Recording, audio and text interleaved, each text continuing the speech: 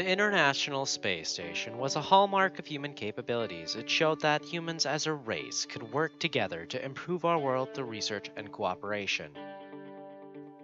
But what came before the International Space Station in terms of international space cooperation?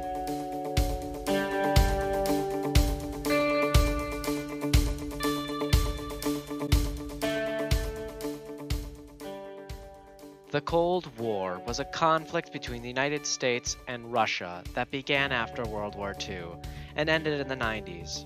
During this time, there was also another conflict between the United States and the Soviet Union.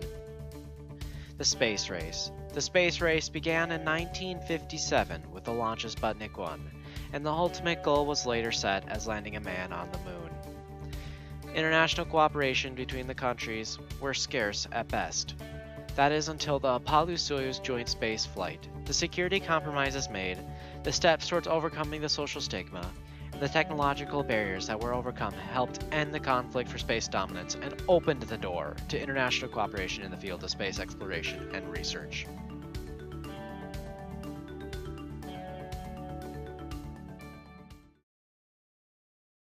In 1953, I was 8 years old, and I remember listening to the Joseph McCarthy hearings on the radio.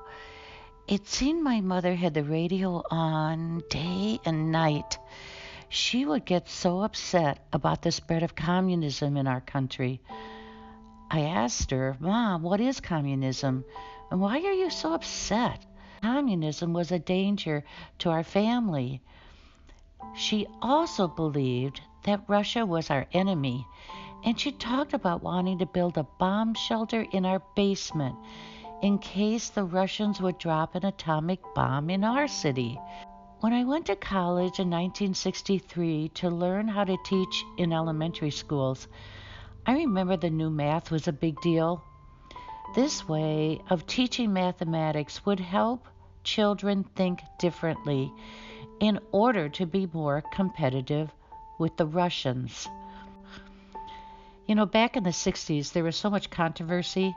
The Cuban Missile Crisis, the Vietnam War, the civil rights protests, the various marches in D.C. for human rights.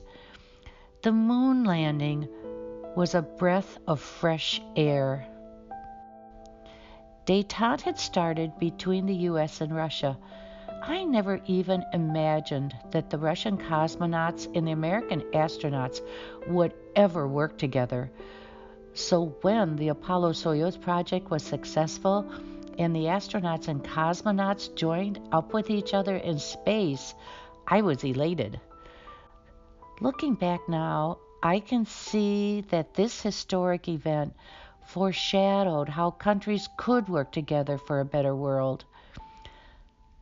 I believe the International Space Station had its roots in 1975, a time period where compromise with the Russians and Americans brought us out of the Cold War.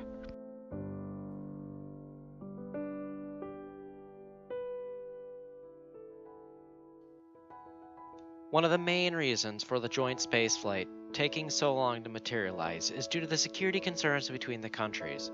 During this time, the Cold War and its tensions prevented many talks about cooperation. Nuclear war was on the horizon, and space cooperation was not a major concern. When early talks appeared, they were shut down due to disagreements over denuclearization of weapons. Also, in the early 1960s, Russia held the lead and used that to their advantage. It did not make sense for them to give the rivals the same technology they had worked so hard for. After the United States won the space race, the two countries came together and realized that cooperation was the only way to assure space would be used for good and be a place of peace rather than a war zone.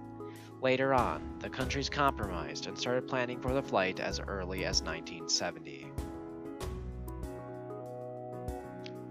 In 1971, the details were starting to finally fall in place as both parties were engaging in talks to have the joint spaceflight. In May of 1972, it was publicly confirmed that we would be having a joint spaceflight, and the media took it well. It showed that both sides were willing to work together, and both nations' public opinion was favorable towards it. When the details started to fall into place, they decided to use this cooperation to test the docking capabilities of the two craft. This information was going to be used in the case of an international rescue mission. In the beginning of the next year, progress towards the flight was significantly progressing, and the flight crew was selected and publicly released.